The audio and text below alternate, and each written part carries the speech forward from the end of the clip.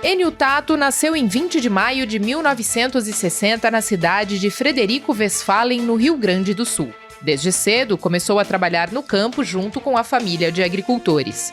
No final dos anos de 1970, passou a morar na capital paulista e fazer parte das comunidades eclesiais de base da Igreja Católica, com reconhecido trabalho social e pastoral no Brasil e América Latina.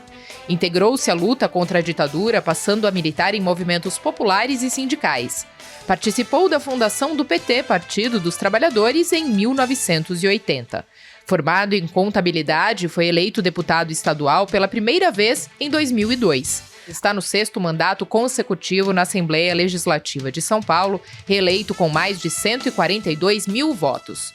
Coordena as frentes parlamentares em defesa do setor de energia, barragens, saneamento básico e recursos hídricos.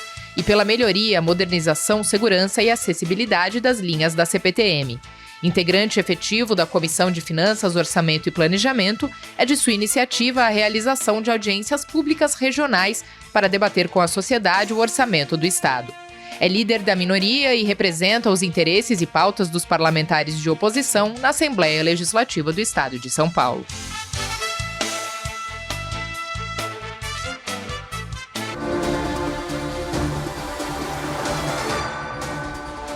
Olá, seja bem-vindo, seja bem-vinda. Começa agora o Conexão Paulista, um programa que aproxima você das decisões políticas do Estado com informação de qualidade e de interesse de toda a população. Conexão Paulista de hoje recebe o deputado Enio Tato, do Partido dos Trabalhadores, líder da minoria, que reúne 26 parlamentares da Assembleia Legislativa de São Paulo. O grupo é formado por deputados e deputadas da Federação PT, PCdoB e PV, da Federação PSOL e Rede e do PDT. Deputado, seja bem-vindo ao Conexão Paulista. Obrigado pela presença. Obrigado, Guga. Obrigado pelo convite de participar desse programa Conexão Paulista. E estamos aqui abertos para discutir política no Brasil, política no estado de São Paulo, Assembleia Legislativa, os projetos, os trabalhos. E é uma honra estar junto com você, junto com o Jeremias e a minha amiga Tereza Ribeiro. E nessa edição, comigo acompanham os jornalistas Tereza Ribeiro, mestre em Educação e Política, e Jeremias Gomes, que é jornalista aqui da TV Alesp. Obrigado pela presença de vocês. Obrigado, Guga. Obrigado, deputado, aqui pela presença. Obrigada, Guga. Obrigado a todos vocês aqui pelo convite.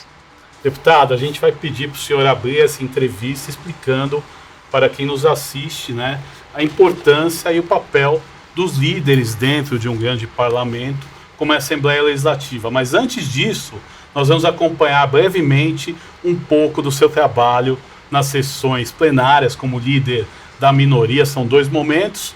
No primeiro momento, sobre a aprovação de moradias para famílias atingidas pelas chuvas no litoral paulista, e no outro, sobre a ampliação de direitos para pessoas com transtorno do espectro autistas. Vamos conferir. E ressaltar aqui, em nome da minoria, dos partidos PSOL, Rede, PT, PCdoB e também do PDT. Quando tem unidade nessa casa, mesmo havendo discussão que precisa, a gente melhora o projeto. Tanto é que foi acatada a emenda da professora Bebel, né? A gente consegue melhorar aquilo que vem do Executivo ou melhorar aquilo que é a iniciativa de um deputado. Senhor presidente, eu queria fazer um apelo aqui a todos os deputados. Nós estamos discutindo um projeto importantíssimo. Eu fico imaginando quantas famílias que não estão assistindo a TV Alesp agora, as redes sociais, a respeito dessa sessão que trata do transtorno do aspecto autista. E talvez as pessoas não estão entendendo o que está acontecendo. Todo mundo que está discutindo aqui é favorável. Eu tenho certeza que nenhum deputado vai votar contra esse projeto do Paulo Correia. Parabéns, Paulo Correia, pelo seu projeto. Agora, por que tem ainda mais de 15 deputados para discutir? Todo o direito do deputado discutir. Mas é um projeto já debatido. Tá aí, deputado. Além do seu trabalho como parlamentar, como é atuar como líder da minoria aqui na Alesp? Qual que é o papel do líder? É importante a gente explicar para o nosso telespectador e explicar também o que é a liderança da minoria. É muito importante, né? Dos líderes de todos os partidos, né? Porque eles contribuem para determinar a pauta, junto com o presidente da casa. Por isso que aqui na Assembleia Legislativa, uma vez por mês, tem o Colégio de Líderes, onde participa o presidente da casa e os líderes partidários, os líderes da oposição, o líder do governo, e ali é onde que é tirado a pauta, né? É onde que é colocado para discutir, para votar os principais assuntos do Estado de São Paulo. Agora, esses assuntos, o que eu acho que é mais importante, pode não ser o do outro partido, ou para o governo, ou para o presidente da casa, que tem a prerrogativa de conduzir os trabalhos. Então, no Colégio de Líderes, e a importância do líder, é que é ali que a gente faz o primeiro debate, né? Que é você determinar a pauta da Assembleia Legislativa. Aquela pauta que depois vai para o plenário, né? Para ser discutido pelos 94 deputados, tanto projetos do Executivo como projetos de deputados, projetos de resolução da própria casa, do Judiciário e do Ministério Público. Então, facilita muito quando existe um entendimento já no Colégio de Líderes, discutido pelos líderes, para você viabilizar determinado projeto até no plenário, né? Lógico que o grande debate acontece no plenário, mas um primeiro momento, até para acertar o que vai ser discutido, é no Colégio de Líderes, né? E a articulação, porque aqui partido nenhum, deputado nenhum consegue trabalhar sozinho. Aqui é uma casa do diálogo, de conversa, né? É política, é falar, é conversar, né? E aí você faz isso conversando com os adversários, né? E com os favoráveis também, porque você não consegue aprovar nenhuma lei sozinho ou só com o seu partido. Tem que ter o diálogo, tem que ter o convencimento, né? Nós vivemos numa democracia. Então tem determinado momento que tem projetos complicados, né, polêmicos, e aí você vai ajustando. Na abertura aí, eu até coloquei, né? Muitas vezes o executivo manda um projeto para cá e o papel nosso aqui não é simplesmente carimbar o projeto do executivo. É você melhorar, você ajustar.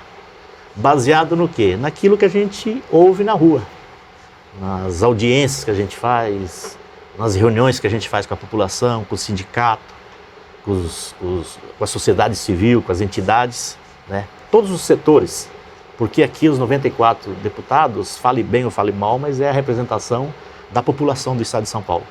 Então esse papel do líder é muito importante, porque organiza, né, a pauta de discussão junto com o presidente da casa dos principais projetos que são discutidos e aprovados aqui na Assembleia Legislativa no Estado de São Paulo. Tereza, sua primeira pergunta para o deputado. Eu acho que vem um pouco no bojo dessa questão, né, desse trabalho, né? É uma família, né, deputado? Uma família de ativistas, já foi dito aqui que vieram do campo, eram produtores, mas é uma família de ativistas, é uma família de parlamentares, afinal são 2 deputados federais irmãos, dois vereadores, na verdade, né, na capital de São Paulo, na maior cidade desse país, o senhor deputado estadual, mais de 35 anos de atividade pública, né, ora aprovando leis, como a das audiências públicas itinerantes, ora inclusive lutando para não aprovar leis que possam prejudicar a população. Haja fôlego.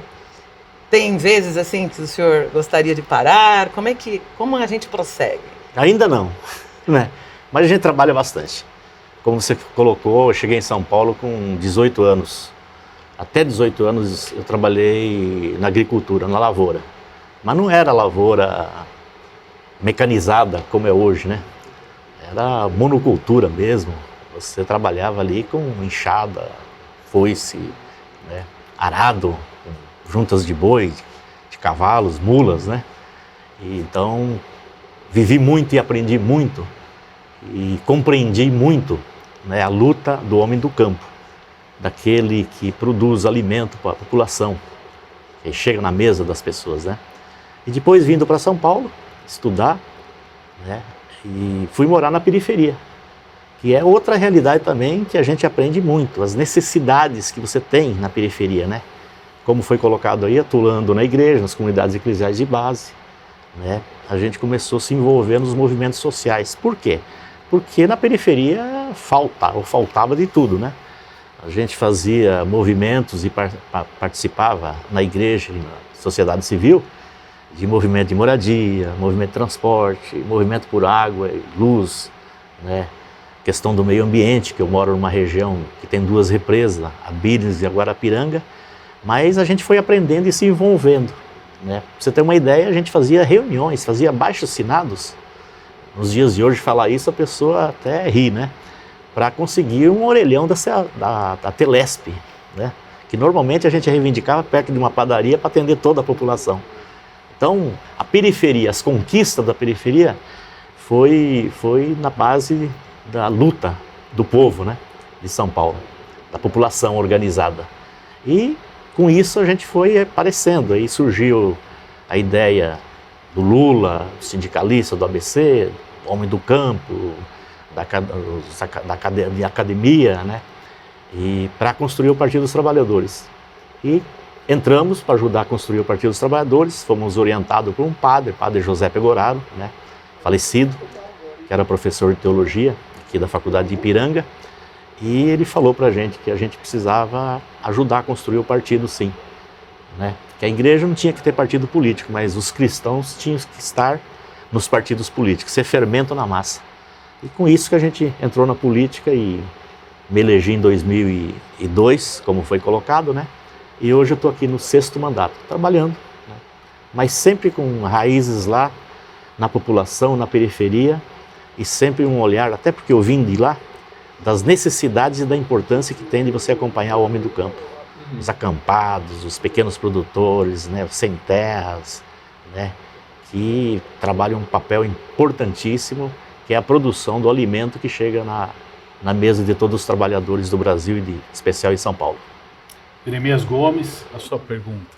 Deputado, nós estamos falando aqui das pautas da minoria. A agricultura familiar é uma pauta da minoria ou não? Porque a gente sabe que o Brasil é um país do agronegócio e ele tem uma representatividade muito grande no PIB, mas eu já tive a oportunidade de entrevistar pessoas ligadas à agricultura familiar dizendo a gente não quer ninguém no arado mais, a gente quer tecnologia, a gente quer coisa avançada e dá para fazer muita coisa.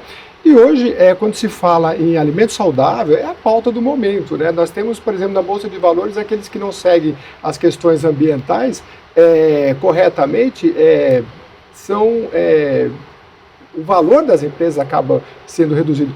Como é que o senhor tem visto essa pauta no estado de São Paulo? E até aproveitar e explicar para a população o que são esses assentamentos, porque às vezes a gente mora na questão urbana, as pessoas nem sabem o que é o assentamento e o valor que ele tem. Não é uma pauta, né, das minorias, não. Tem que ser uma pauta de todo mundo, né? E hoje a gente luta para que os assentados, o pequeno produtor, tenha tecnologia, sim. Não dá para viver sem tecnologia hoje. Mas o principal é você ter uma prioridade do governo com linhas de crédito, de financiamentos, né? Se você pegar hoje a Secretaria da Agricultura do Estado de São Paulo, não tem 0,5% do orçamento. Aí a pessoa fala, mas São Paulo produz bastante o agronegócio. É verdade, o agronegócio também é importante. Até para exportar, para produzir, né, consumo interno também. Né? Mas o agronegócio, ele não precisa da Secretaria do Estado de São Paulo, do dinheiro, que é pouco. O agronegócio se autossustenta, tem financiamentos próprios, né? Tem poder, tem lobby para reivindicar. Agora, quando a gente fala que tem que ter mais dinheiro, por exemplo, na área da agricultura, é para o pequeno produtor. Tem que ter mais crédito, tecnologia, comprar maquinário, né? Porque esse produz o alimento do dia a dia, né? Então, esse produz o arroz, o feijão, as verduras, né? Os legumes, né? Que a população precisa. Então, a gente reivindica e luta para isso, né? Uma coisa não exclui a outra, as duas coisas são importantes. Agora, você não pode dar uma importância só para um tipo de coisa, que é o agronegócio, que não falta dinheiro para eles. É eles bater na porta do governo estadual, federal, eles conseguem, porque tem um poder enorme. Agora, o acampado, o assentado, aquela pessoa que luta pela terra para produzir, né? E esse é mais difícil. E é só a gente olhar no orçamento do Estado de São Paulo, que eles não estão no orçamento. Então, é essa luta que a gente tem que fazer.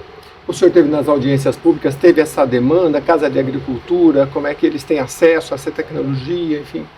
Muitas demandas, o Guga participou, era o jornalista aqui da TV Elesp, ele sabe muito bem. A Tereza faz um trabalho com o MST também, né, interior de São Paulo, Pontal. E uma das grandes reivindicações, por exemplo, é estradas, para você escoar a produção. É o mínimo, né?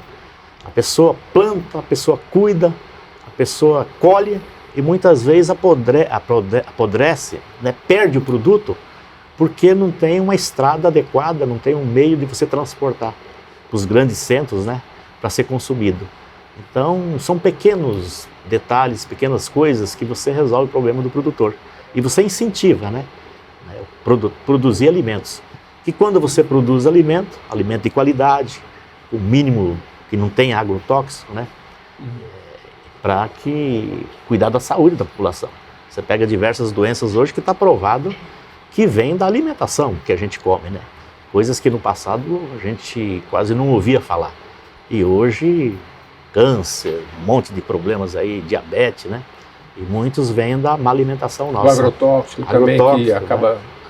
Que a agricultura familiar acaba dispensando, né? Lógico.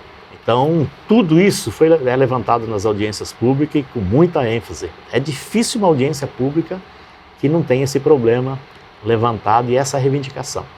E nós precisamos dar uma atenção especial, porque é quem realmente traz o sustento da gente, né?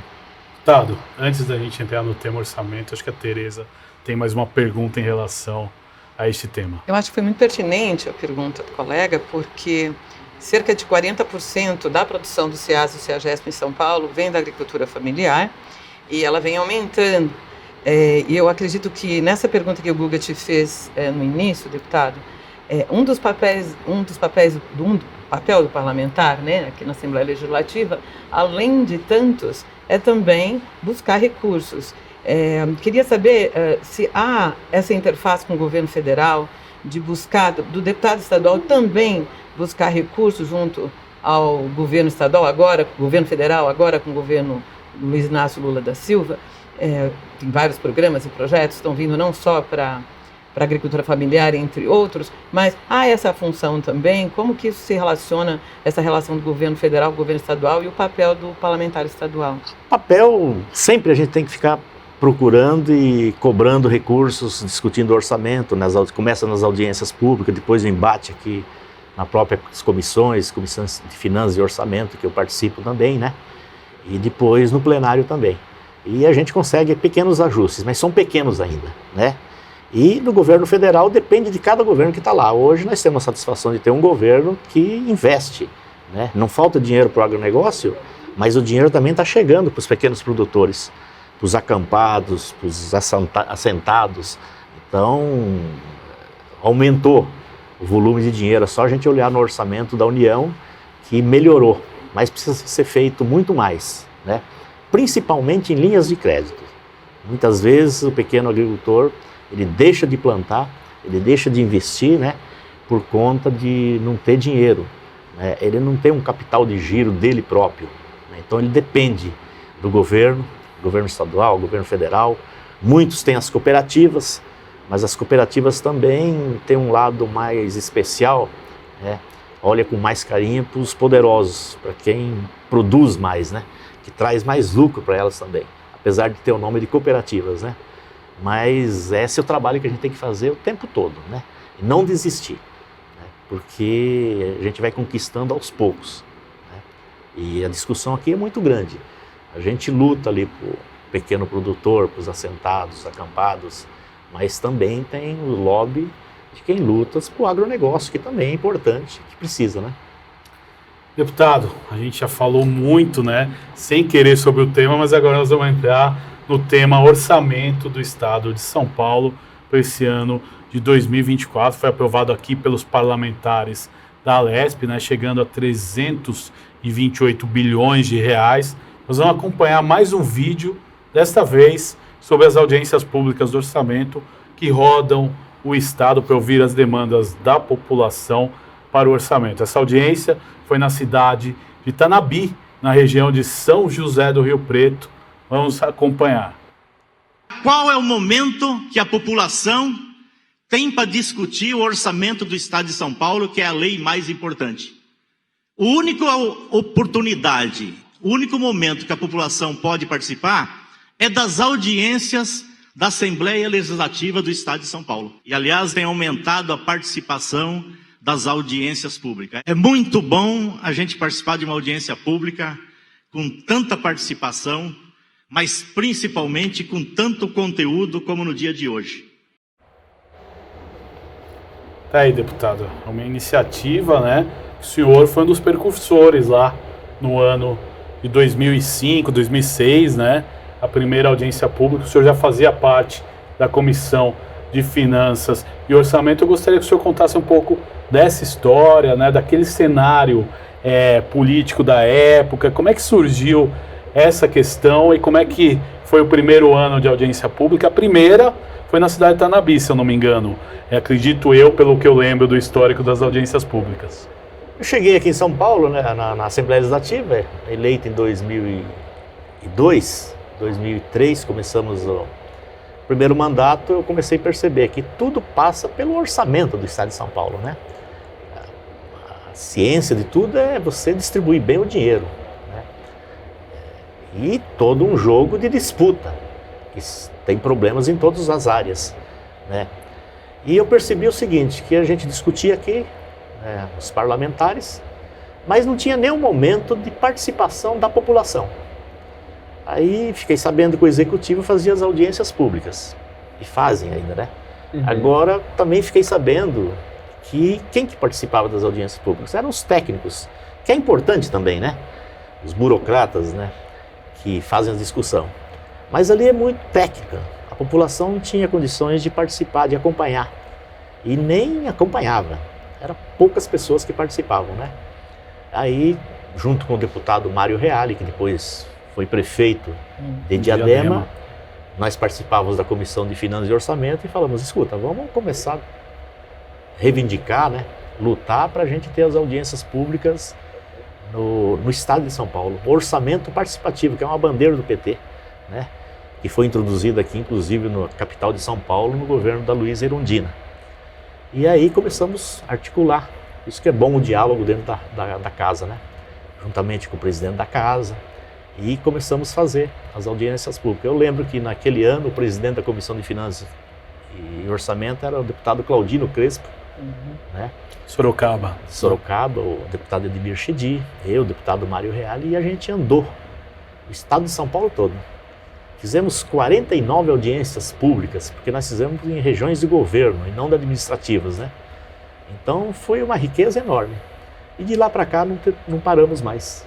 Por quê? Porque é o único momento realmente que a população participa, opina, né? Coloca as reivindicações.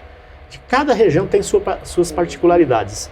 E tem aquelas que é de todas as regiões, né? Quando se trata de saúde, que está sempre em primeiro lugar, né? Educação, segurança pública, e depois temos como agricultura, que é importantíssimo no estado de São Paulo, meio ambiente, hoje também, e depois foi crescendo, né? Fomos aprendendo também, e até que em 2019 conseguimos aprovar as emendas parlamentares impositivas, que foi uma reivindicação também da população e também dos deputados da Assembleia Legislativa, e depois no Brasil todo já tem.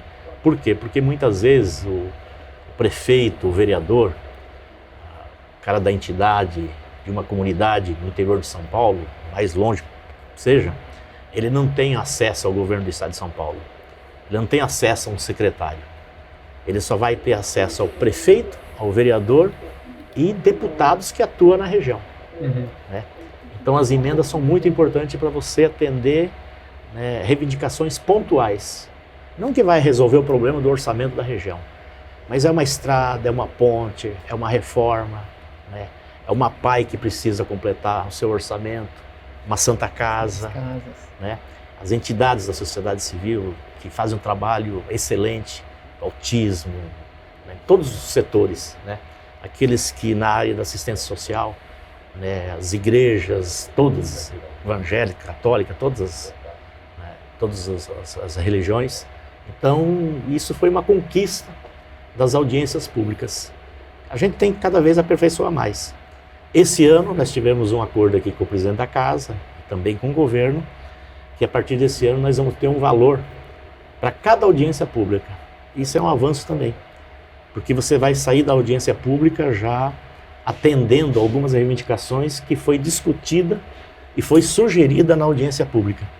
É isso que acontece muito, né? Muitas vezes são problemas lá, o pessoal pede de tudo, obviamente. Sim. Mas tem coisas que são comuns. Por exemplo, um hospital regional, uma escola estadual, uma UBS, uma UPA, né? E uma estrada, uma ponte que precisa ser construída ou reformada. E aí nessas audiências públicas a gente pode pegar esse valor que a gente vai definir ainda e sair de lá já com uma solução, com dinheiro carimbado já para atender a reivindicação da população. Isso provavelmente, tudo indica que vai começar a acontecer a partir desse ano. E aí a gente vai aperfeiçoando e tem um raio-x do estado de São Paulo do que precisa. De cada região, obviamente, algumas questões, como eu coloquei, está em todas as regiões, mas tem muitas vezes que é uma pequena particularidade daquela região, né? E as audiências públicas servem para isso. Ainda sobre o tema orçamento, Tereza, uma pergunta para o deputado. Eu achei muito importante, tive oportunidade de acompanhar algumas dessas audiências públicas e algumas delas, às vezes, são tão distantes que estão na divisa do estado do Mato Grosso, na divisa de Minas Gerais, né? Enfim, é muito distante. E mesmo assim, a internet não cumpre o papel da proximidade do parlamentar, né?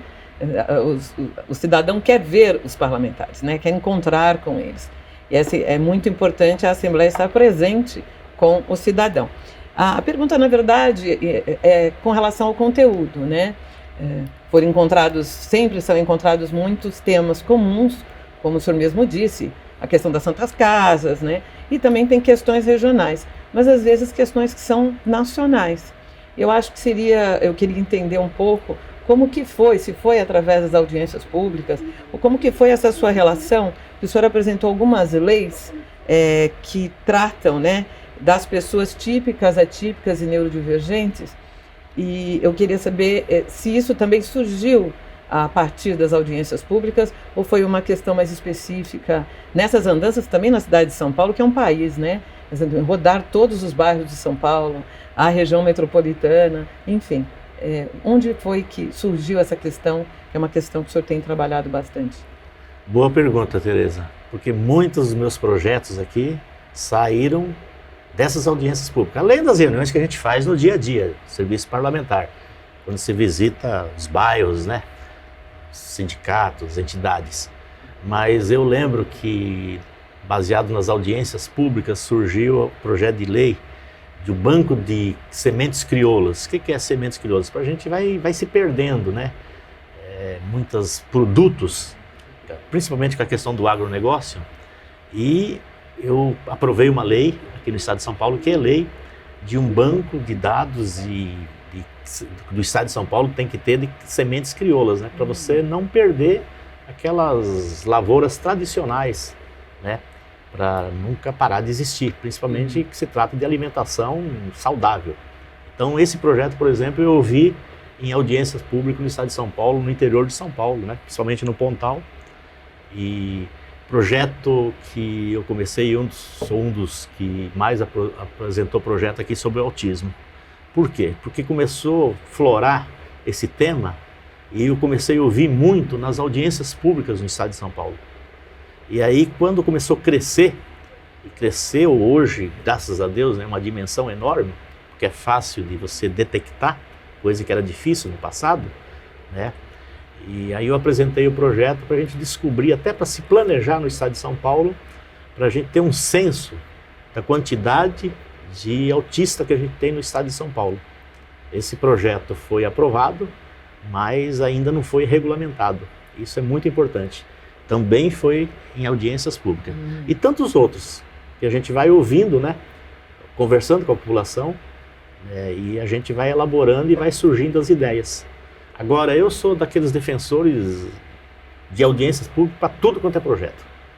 Porque você pode ter o técnico, o especialista, o cara mais preparado que precisa, né, para nos orientar.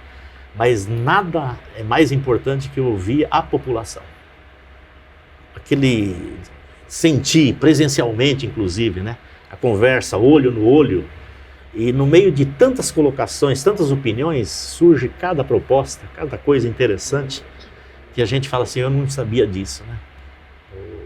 A inteligência ali do ser humano, né? Cada um da sua forma, por mais simples que seja, é o mais importante, principalmente para nós parlamentares. A gente não pode deixar de ouvir a população em todos os casos, né?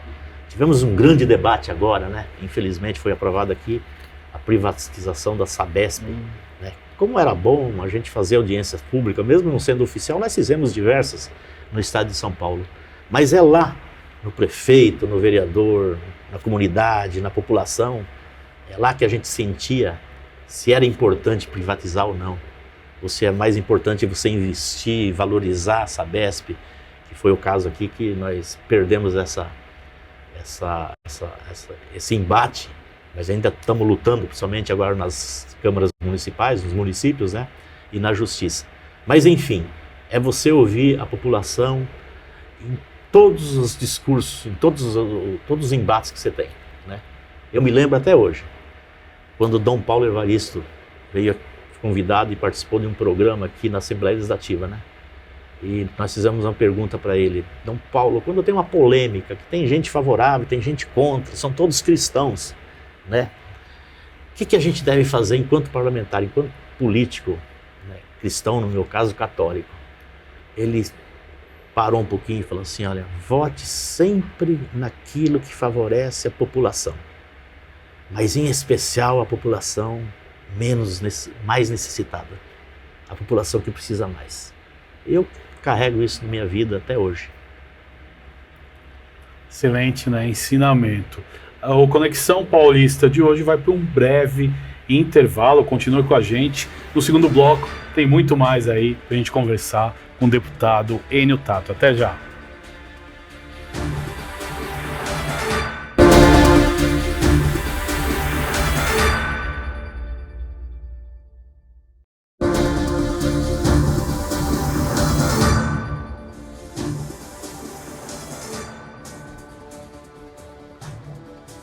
O Conexão Paulista está de volta. Recebemos hoje o deputado Enio Tato, do Partido dos Trabalhadores, líder da minoria, que reúne 26 parlamentares da Assembleia Legislativa de São Paulo.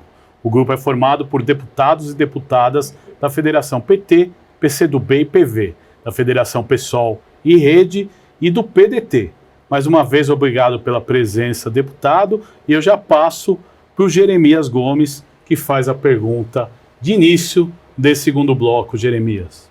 Deputado, no primeiro bloco falamos bastante aí das audiências públicas. Eu acho que justamente fruto disso vem a questão social. O senhor fez uma crítica veemente quando do relatório final do orçamento em relação à área social. Eu queria que o senhor falasse um pouco do reflexo da questão dos recursos da área social e como ele tem sido debatido aqui na Lesp entre os pares para que se amplie esses recursos.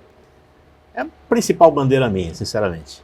Por quê? Porque eu moro na periferia, moro junto com a população, principalmente a população mais carente, e a gente mora num estado que o orçamento que nós aprovamos esse ano é de 328 bilhões, né? É o maior do país, só perde para a União. O segundo orçamento depois do estado de São Paulo, o primeiro orçamento depois do estado de São Paulo, é a capital de São Paulo, que passou de 100 bilhões o orçamento também. Tem como explicar que nós temos mais de 60 mil moradores em situação de rua? Uma pobreza tão grande num estado tão rico como o estado de São Paulo. Os dois maiores orçamentos do país, depois da União, estão aqui no estado de São Paulo.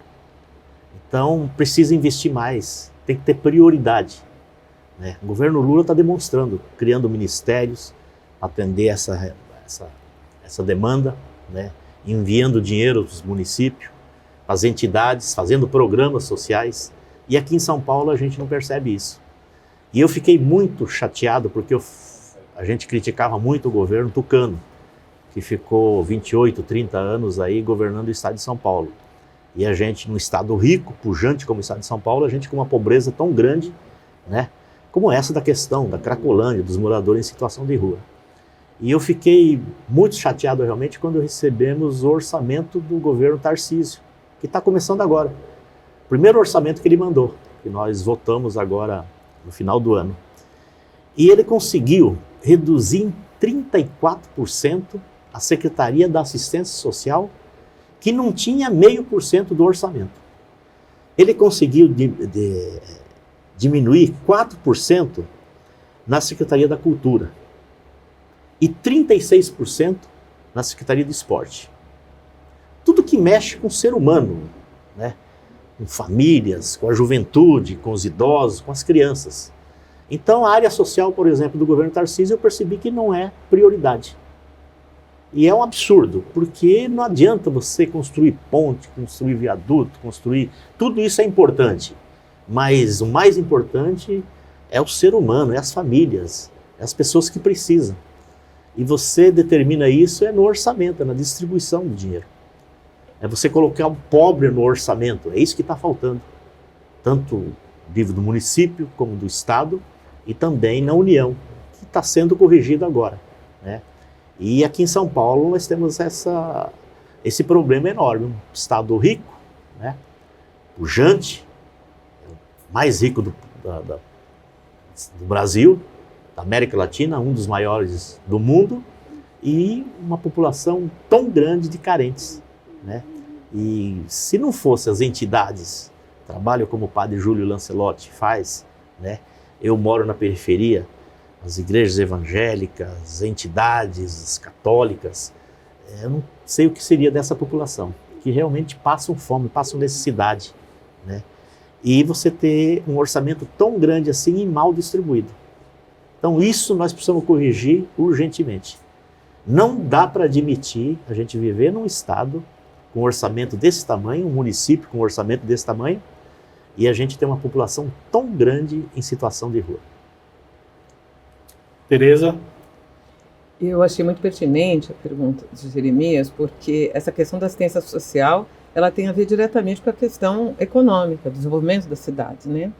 E, obviamente, por conta da pandemia e de todas as questões do desemprego, efetivamente, o papel do orçamento na assistência social, ele é preponderante para você fazer com que, inclusive, a economia da cidade, da capital e das cidades do interior, ela funcione. Mas eu achei importante o senhor destacar essa questão da pessoa em situação de rua, porque o senhor também apresentou uma legislação, uma lei, que tratava do censo estadual da pessoa em situação de rua. Me lembro que foi a partir de uma ação do Supremo Tribunal Federal, do ministro Alexandre de Moraes, que estava discutindo essas questões em nível nacional, e o senhor apresentou essa legislação, essa lei aqui no estado de São Paulo. Por que esse interesse num censo para a pessoa em situação de rua? Porque qualquer programa social, você tem que saber a demanda que você tem. E ninguém tem. Todo mundo, quando se fala em população em situação de rua, é mais no chutômetro, né? Então, nada melhor que um governo do estado de São Paulo, prefeitura, ter um censo, um levantamento. Porque em cima do levantamento, daquilo que você tem de demanda, você faz os programas, você destina dinheiro, destina verba, você faz uma discussão. E aí você enfrenta o problema de frente, né? Com as diversas possibilidades que você tem de enfrentar o problema. Agora, se você não tem quantidade, se você não tem em mente, não tem nada estatístico, né? É difícil, você vai colocando pontualmente e isso pulveriza de uma forma que você não enfrenta o problema de frente. Eu fiz esse projeto, foi aprovado, né? Infelizmente foi vetado pelo governo e é uma das lutas que eu tenho aqui para a gente derrubar esse veto, porque é simples, né? É você conhecer a realidade do estado de São Paulo para depois você ter programas, né, para você enfrentar o problema. Caso contrário, você não tem nem como, né, destinar a verba. Quando que você vai destinar? E, principalmente quando ele diminui, né, dinheiro da área social, que é uma área que não dava para imaginar você não ter 0,5% do orçamento e o governo Tarcísio mandar um orçamento menor ainda nessa área, né? E a gente percebe o tanto que se faz necessário os convênios, né, com as prefeituras, os programas esportivos, culturais, da assistência social, né, com as entidades da sociedade civil, mais uma vez, que é um para-choque do governo com os problemas que temos em todas as regiões, né, e vem crescendo cada vez mais. Fazem um trabalho maravilhoso. obviamente com critérios, com fiscalização, mas tem que incentivar, porque o Estado sozinho, ele não consegue resolver. O terceiro setor precisa ser valorizado, né? E para isso a gente precisa conhecer os problemas para a gente investir, fazer os investimentos que se faz necessário. Agora, deputado, eu queria entrar em outro assunto, né, e já fazer uma questão para o senhor. A gente sabe, né, o senhor está na rua, tem uma grande base eleitoral aqui na cidade de São Paulo, apesar de ter votos pelo estado inteiro. Qual que é a principal demanda entre os temas que eu vou abordar aqui? Na sua opinião, a população mais clama? Saúde, educação ou segurança pública? É difícil de escolher um, e eu acrescentaria mais um, a mobilidade, o transporte, né?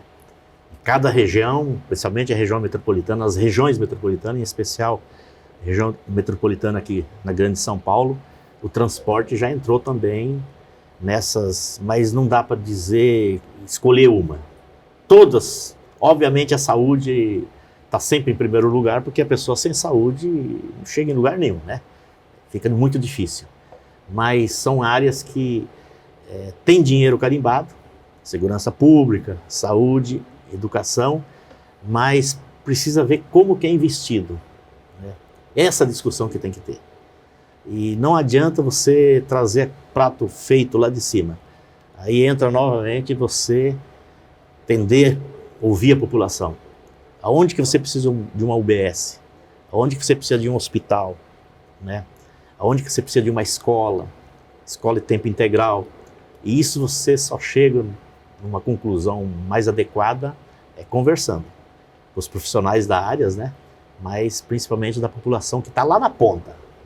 Uma coisa, nós que estamos aqui da Grande São Paulo, é você discutir com quem mora na região central, que tem hospital perto, tem creche perto, tem linha do metrô, tem linha da CPTM, né?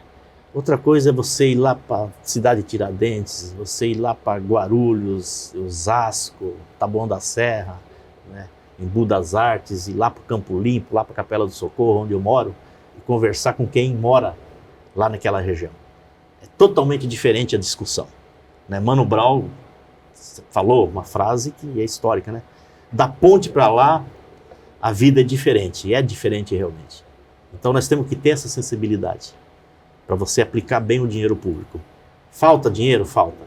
Mas o que tem que ser bem aplicado. E infelizmente não está sendo.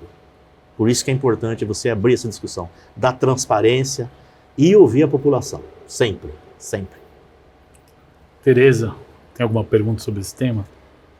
Olha, na verdade, eu estava aqui pensando com relação a uma frase que às vezes o deputado fala, não existe município grande nem município pequeno, né? De Quatá, Borá, a Embu-Guaçu, a Guarulhos, São Paulo, o que tem é a questão do acesso ao orçamento, né?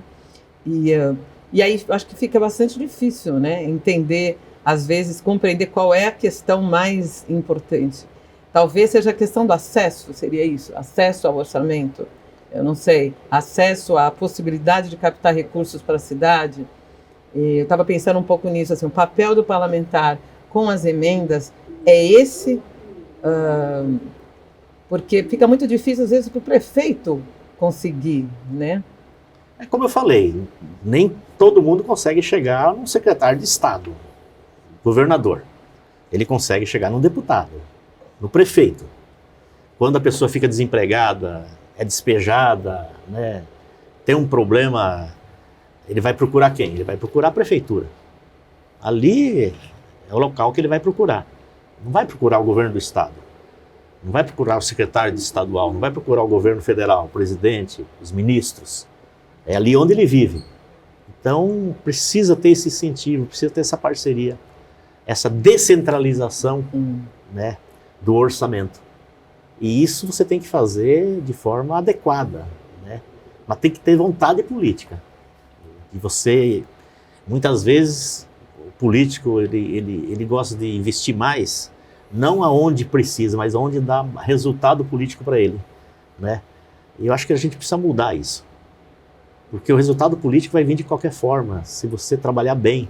A população reconhece. Por o mínimo que você faça, a população já reconhece. Agora o orçamento tem que chegar lá, realmente. E não chega, é muito pouco investimento nas áreas que mais precisam.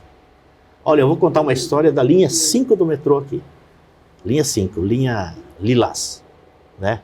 Que é dada à minha região da Zona Sul. Ela começou no Capão Redondo, em Santo Amaro, Capão Redondo, no governo Mário Covas.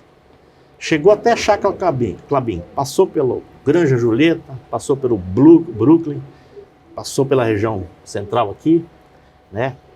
E foram construídas todas as estações. Nós estamos reivindicando há 20 anos 2 estações, que é a estação lá do Jardim Ângela e a estação lá do Hospital em Boimirim, Menininha. 20 anos construíram todas as outras estações e não construíram onde mais precisa, que é lá no fundão da Zona Sul. E assim, a mesma coisa na área da mobilidade em outras regiões. Trem Varginha, para construir 2 estações, nós demorou 15 anos. E na região mais abastada, classe média, poder aquisitivo melhor, sai mais rápido. Porque tem um poder de pressão maior, tem uma relação com os meios de comunicação, redes sociais maior. Agora está mudando também, porque a periferia começa a ter voz e vez, né? Mas existe essa discriminação de você investir menos aonde que mais precisa.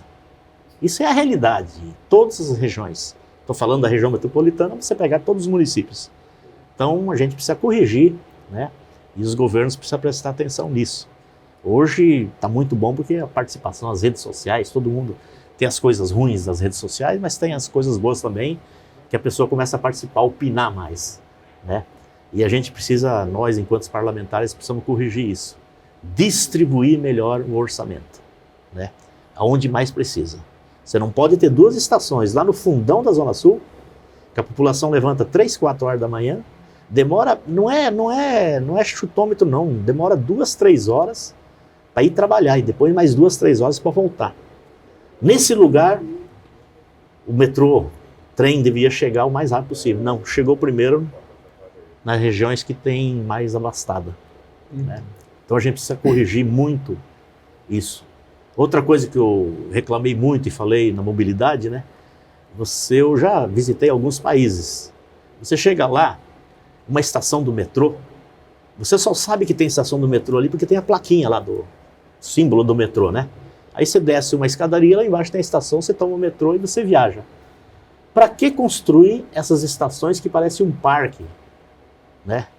Tanto de desapropriações que você faz, porque parece que é uma questão de soberba, né?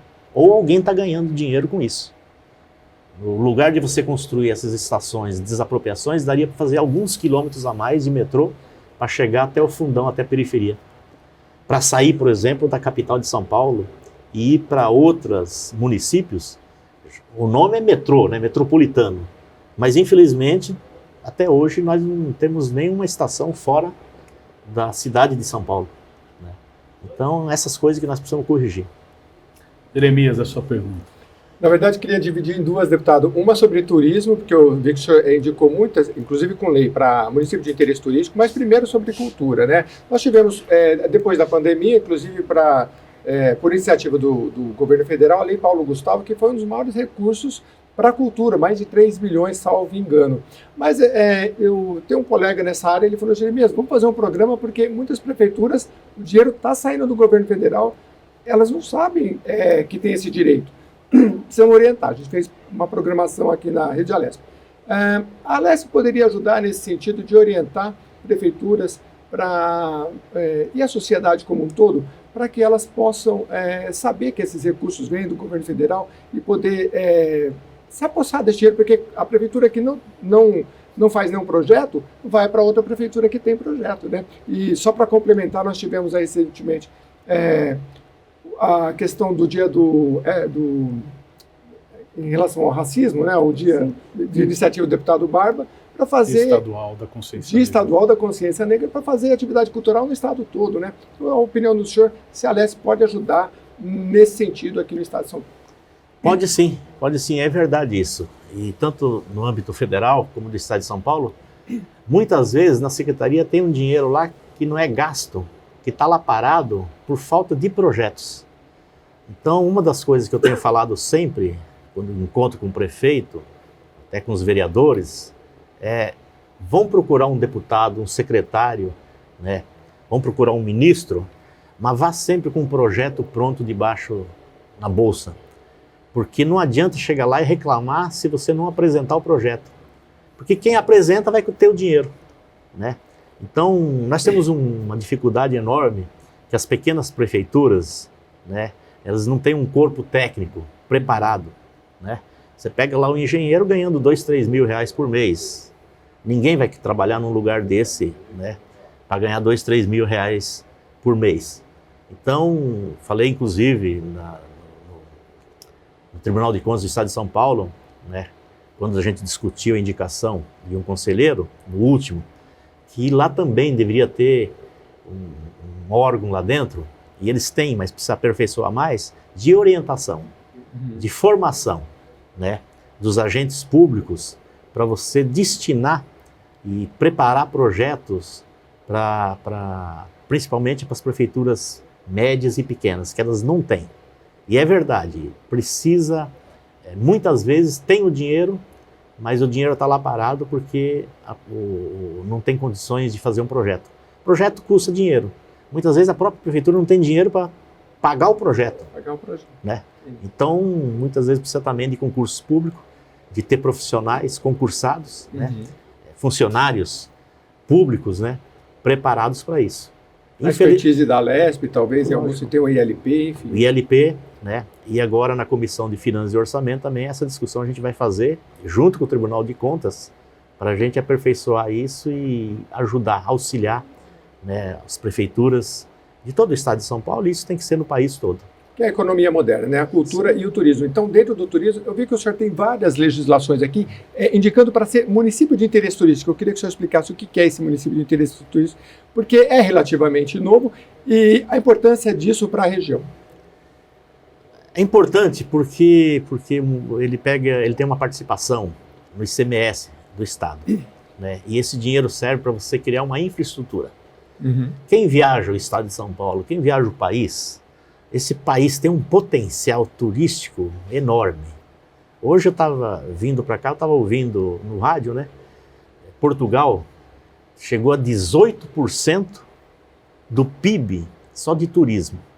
E Portugal é um país que é do tamanho de Pernambuco, os dados que eu ouvi hoje, né? Pra você ter uma ideia. E nós aqui temos praia, temos matas, temos tudo que você imagina de bonito, né, de precioso, tanto no estado de São Paulo como no Brasil. A gente viaja o estado de São Paulo, Pontal do Paranapanema, Vale do Ribeira, é tanta coisa juntas, né, que tem um potencial enorme de você com o turismo. E turismo você sabe que gera emprego, né, gera renda, né? Também é uma área que pouco investimento, mas muito pouco. E tem um retorno enorme, né? Inclusive de faturamento, de receita do Estado. Mas precisa ter um salto de qualidade, né? Um salto para a gente aperfeiçoar e incentivar. Porque é verdade, gera muita renda, gera muito emprego, né? E nós temos esses locais que podem ser visitados. Né? Alguns dos municípios que o senhor indicou já são municípios de interesse turístico? O senhor tem acompanhado se só que houve mudanças? Só que tem um lobby também de não deixar aumentar, né? De não deixar aumentar, porque a divisão do ICMS, o montante é sempre o mesmo, né? Uma parte. E aí, quanto menos municípios, mais dinheiro vai, né? Então, a gente tem que convencê-los que muitas vezes você criando um MIT a mais, um município de interesse turístico, é mais receita que entra. E entrando mais receita, é mais receita para ser distribuído. Às vezes não é tanto, é 500, 600 mil, mas dá para reformar uma praça, colocar uma placa na entrada da cidade. Conservar uma estrada. Exatamente. Né? Isso é verdade. Você vai no interior de São Paulo, quantas vezes que a gente vai nos lugares e reclamam, olha, além da questão da agricultura, né? O turismo também é muitas reivindicações. Aliás, está ligado, né, deputado? Agricultura familiar e turismo, muitas vezes pessoas que estão aqui no meio dos prédios querem muito visitar um local que tem agricultura familiar, porque lá as crianças já veem como é que faz a como é que é o plantio, né? Isso é uma conexão. Convivência com os animais. E se perdeu, né? Um dia o pessoal falou assim, Enio, não adianta você não ter uma estrada, o cara vai de carro fazer uma visita, um passeio, se ele atola o carro, ele nunca mais vai voltar, e pior, ele vai fazer a propaganda contra, né? Não vai para lá que você vai sofrer demais. Exato. Né? E é um potencial enorme. O estado de São Paulo é muito lindo, muito bonito, e tem um potencial enorme. O que precisa é mais investimentos. Você lembra quantos municípios o senhor já chegou a indicar? Tem vários aqui, né? Tem bastante, né? É fruto dessas viagens que o senhor faz que as pessoas pedem, mas tem que ter algumas características também, né? Sim, mas normalmente esses daí são projetos que a gente faz coletivo, tem que ser uma discussão com outros correto. deputados, né? Então, muitas vezes, um município que eu indico, um outro deputado também indico, por exemplo, fruto de uma audiência pública, transformamos Barretos, né? Opa. Num desses municípios. Porque lá é um absurdo, né? Lá tem um turismo e tem festa do peão de boiadeiro, né? Queima do alho, que é um projeto meu, por exemplo. Mas lá tinha outro detalhe também, muita gente que precisa ir para Barretos por questão do hospital. Sim. Hospital do Amor. Então recebe muita gente. Então nada melhor, e nós aprovamos lá numa audiência pública, estavam 5, 6 deputados, saímos de lá e vamos fazer o seguinte, vamos organizar, acho que o Guga estava nessas audiências públicas, vamos chegar lá, vamos falar com a casa, e imediatamente a gente colocou e aprovou aqui Barretos como um beach. Sim, e ali vizinho, Olímpia, é um distrito turístico, que aí já junta tudo, né? Já junta tudo. São tantos assim que agora não vem na mente, mas os pedidos são grandes. Muita gente que querem que a gente transforme em beach, né? Mas também não dá para abrir, tem que ter critérios também, né? E óbvio, existe uma prestação de contas de todos os municípios, tem alguns que deixam até de ser município turístico, deixam de receber essa verba por falta de prestar conta. Então tem que ter critério, mas é importante esse tema. E de projeto, como o senhor havia dito também, né? Exatamente. Tá, a gente já está caminhando para os momentos finais do nosso programa. Eu quero agradecer a Tereza, ao Jeremias, mas antes quero mostrar uma foto, né, da sua família, né, e também parlamentares que fazem parte da sua família. Vão acompanhar aqui. A gente tem na foto, contando para o telespectador, né, conta quem está aí, a gente conhece, mas o telespectador às vezes não conhece todos, né.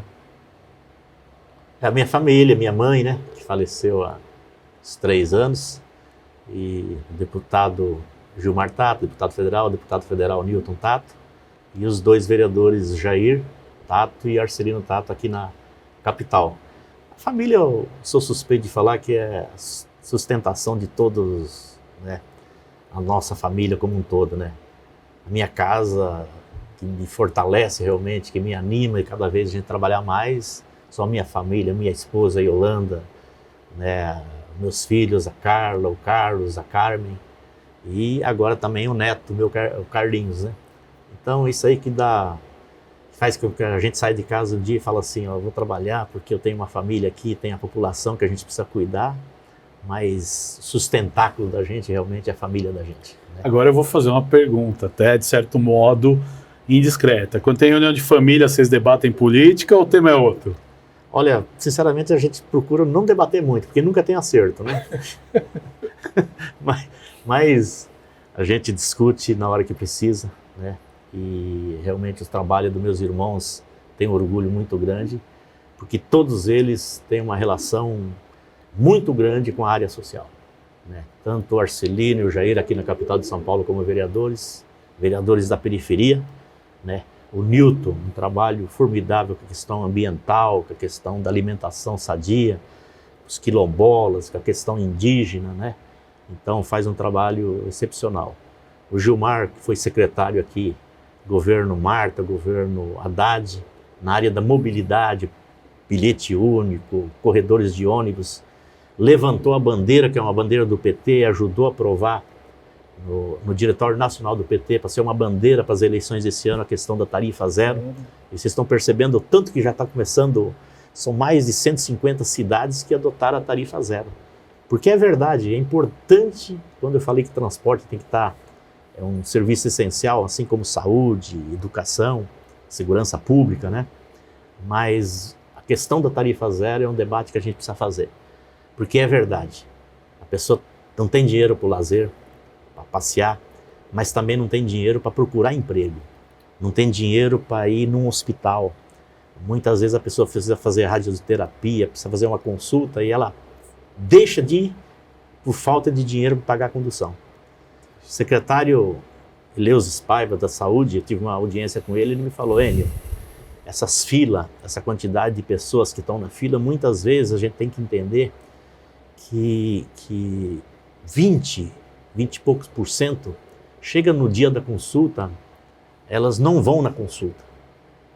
Então, complica até a situação do Estado, a organização, né?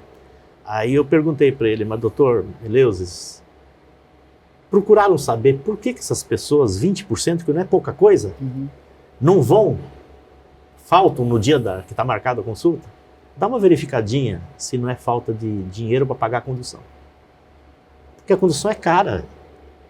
Para quem ganha um salário mínimo, você pagar R$5 ali de condução, agora foi para 8, né? É caro. Normalmente numa família, quando uma pessoa vai fazer um tratamento, nunca vai uma pessoa só. Se você vai levar uma criança, a mãe, o pai, o irmão, um tem que estar acompanhando. Então realmente fica caro. E então tenho orgulho de todos eles que fazem um trabalho maravilhoso, né? Enquanto no parlamento e como agentes públicos.